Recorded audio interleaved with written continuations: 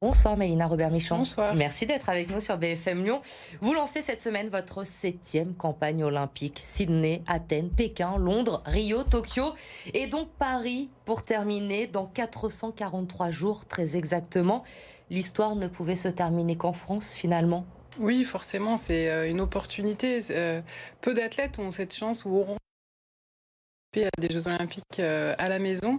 Donc après en avoir fait 6, je me dis que voilà, la 7e, c'était la bonne. C'est l'occasion, mes proches, mes amis, ma famille dans les tribunes. Et je pense que de pouvoir partager ce moment-là avec eux, ça va être très très fort. Vos premiers Jeux, c'était il y a 23 ans maintenant. Vous aviez 21 ans. Vous partez au bout du monde, en Australie, Sydney, pour ces premiers Jeux Olympiques. Quels souvenirs vous en gardez aujourd'hui de ces premiers JO à Sydney ? Beaucoup de souvenirs, beaucoup voilà vraiment le regard ébahi devant tout ce qui se passait parce que de la grandeur de l'événement, du pays, le voyage, ça faisait vraiment beaucoup de choses et je pense que ça a été un déclic aussi pour moi de me dire ah oui, c'est ça les Jeux.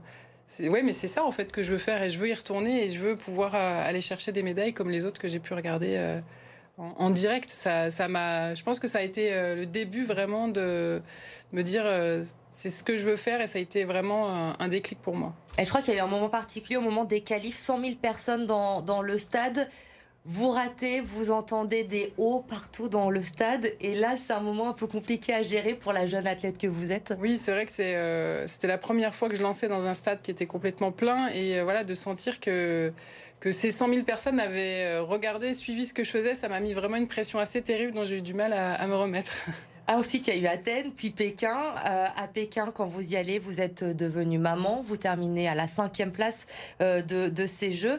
Vous aviez prévu, j'ai lu, d'arrêter à ce moment-là. Et finalement, vous vous dites, non, allez, on va continuer. La 5e place, je suis plus très loin du podium. Voilà, là, c'était encore un autre déclic. Donc ça, c'était à Londres en 2012. Et je me suis dit, 5e, c'est vraiment, une fois qu'on est dans ce top 5, on fait partie des potentiels pour cette médaille. Et je pouvais pas m'arrêter aussi près du podium, on va dire. 2012 Londres et donc Rio en 2016 et vous avez eu raison de continuer puisque ça y est, à ce moment-là, vous la tenez cette première médaille olympique, une médaille d'argent. C'est enfin la consécration pour vous, ces Jeux de Rio? Oui, beaucoup, beaucoup d'émotions parce que justement, ça a pris beaucoup de temps pour avoir cette médaille. Mais à ce moment-là, je me dis, voilà, ça valait le coup d'attendre, ça valait le coup de faire tous ces sacrifices que j'ai pu faire. Et c'était tellement beau que je me suis dit, j'ai encore envie de retrouver ces moments-là. Et encore une fois, j'ai repoussé un petit peu mon arrêt de carrière. Ouais, dans votre tête, je crois, donc Tokyo, c'était la fin, normalement, 2020. Mais évidemment, il y a eu le Covid, les Jeux qui ont été repoussés d'une année. Et là, forcément, on s'était vu après ces Jeux de Tokyo. Et vous m'aviez dit, bon, finalement, il n'y a plus que 3 ans avant Paris. Faut pousser encore, faut y aller jusqu'à ces Oui, Jeux il de y a eu Paris. pas mal de choses. Il y a eu déjà la déception à Tokyo de ne pas avoir fait le résultat que j'espérais. Et clairement, que ce soit à Paris, en France, c'est de se dire... je peux pas rater cet événement-là. C'est vrai que il n'a jamais pu me suivre sur les autres JO, soit parce que c'était trop loin, trop compliqué. Et là, c'est vraiment l'occasion. Et je pouvais pas m'arrêter aussi près finalement. Alors, il vous reste un peu plus d'un an encore pour préparer ces Jeux Olympiques de Paris. Vous avez fait votre rentrée le week-end dernier aux Interclubs d'Aix-les-Bains. Les sensations sont bonnes, rassurez-nous. Oui, les sensations sont bonnes. Je manque encore de repères en compétition. Vraiment, la première, on essaye de prendre un petit peu ses marques. C'est pas encore ça. Donc, il y a un petit peu de frustration par rapport à la performance. Mais je sens que toute la préparation a été bonne et que ça va vraiment monter au fur et à mesure des compétitions. Donc, j'ai hâte déjà d'être à la prochaine. Est-ce que cette année avant les Jeux Olympiques, c'est toujours une année un peu différente pour vous en termes de programme, de préparation? Vous l'abordez différemment qu'une année sans Jeux Olympiques? Oui, forcément, c'est un petit peu les derniers réglages. Tout le gros travail doit être fait cette année pour que l'année prochaine, ça soit vraiment, on déroule vraiment on n'ait plus de changements à apporter, vraiment que des finitions. Donc là, c'est pratiquement 2 saisons en une, en fait. On sait qu'en plus, cette saison compte aussi déjà sur les qualifications pour l'année prochaine. Donc là, on y est, on est déjà vraiment dedans, quoi. À Paris, c'est déjà dans votre tête. Ah, clairement, oui. Et il y a un changement aussi par rapport aux autres Olympiades. Pour vous, c'est votre entraîneur, puisque Serge Debier a pris sa retraite après les derniers Jeux. C'est Loïc Fournet aujourd'hui qui s'occupe de vous.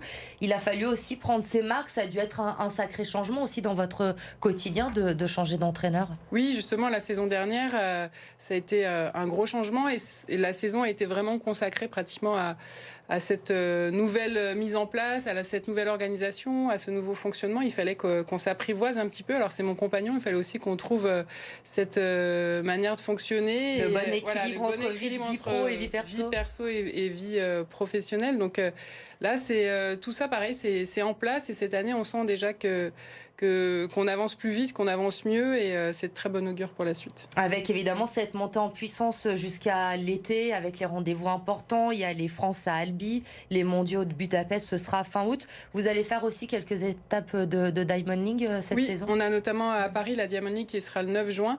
Donc pareil, l'occasion de commencer à se confronter un petit peu avec le soutien du public français, de s'habituer un petit peu à ça aussi, parce que ça va être à Paris quelque chose d'assez impressionnant. Donc c'est une bonne répétition aussi. Est-ce que vous vous êtes fixé des objectifs déjà en termes de performance pour cette année?